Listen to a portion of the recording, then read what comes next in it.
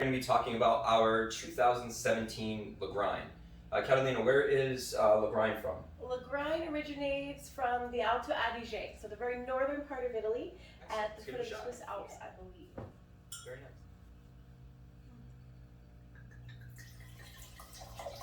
Check the color. It is all good. So this color, I hope the camera's kind of picking this up.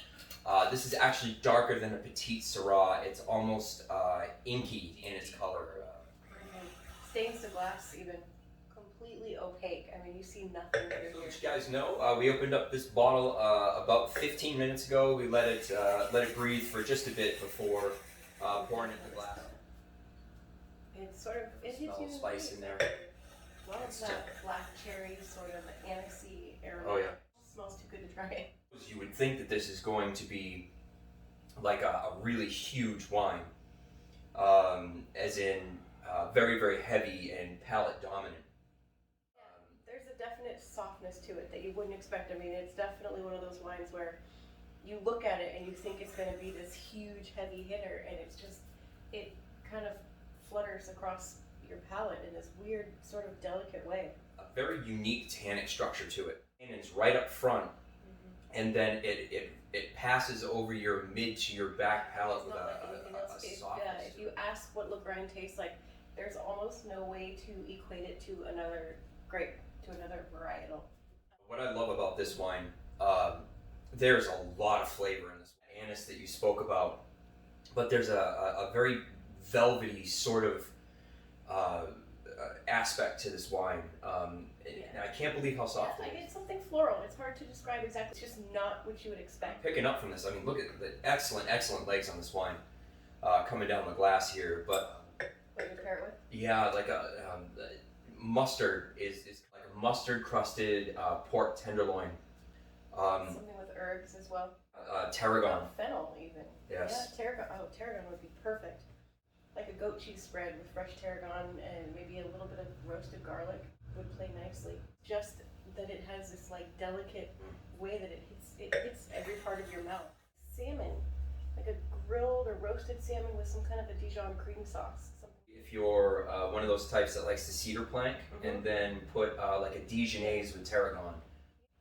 You know, I like what you said about the goat cheese spread. That tanginess of the goat cheese, excellent compliment to it. Grilled sausages. Oh yeah. As an appetizer, you know, you put out a couple different fancy mustards, which Dijon is usually my go-to. But excellent portobello mushroom on like a brioche roll with some sort of a goat cheese spread with the tarragon, the roast. I think. Really good. You know what I'll be eating tonight? Yeah. Working there when I was just a club member.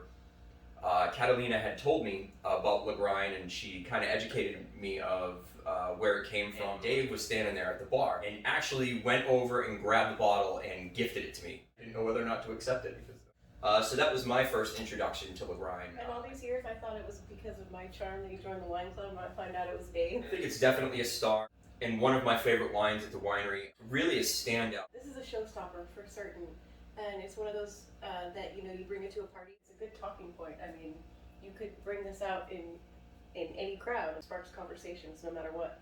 Absolutely. This is one that would definitely blow people away because they're starting to get a bit of that dry creek. Brambleberry, that black. Yeah, it's become much more prevalent now. The flavors in this wine, I mean, completely mask the fact that it's almost 16% alcohol. But you gotta love it because the amount of fruit that's in it. Every sip that you take, there's that punch of fruit at the beginning.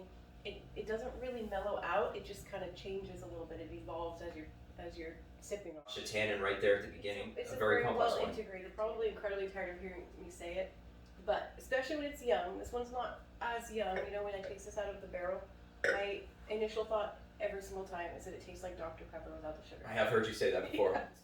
Right on. It is. You would never guess if you were doing this as a blind tasting. This is single varietal, 100% Lagrein.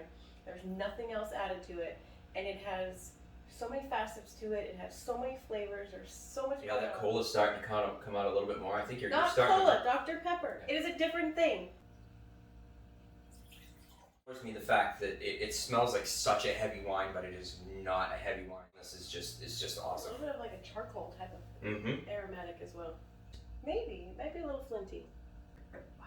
After being open for a little bit longer, really come into its own. Spices or herbs or the brambleberry that you had mentioned. And now that it's been open for a little bit more, it has become more married, and I'm not just blended into itself. And now it is just a very lush. It's beautiful wine. I wish you guys could taste it. For anyone who has not tried this, you should.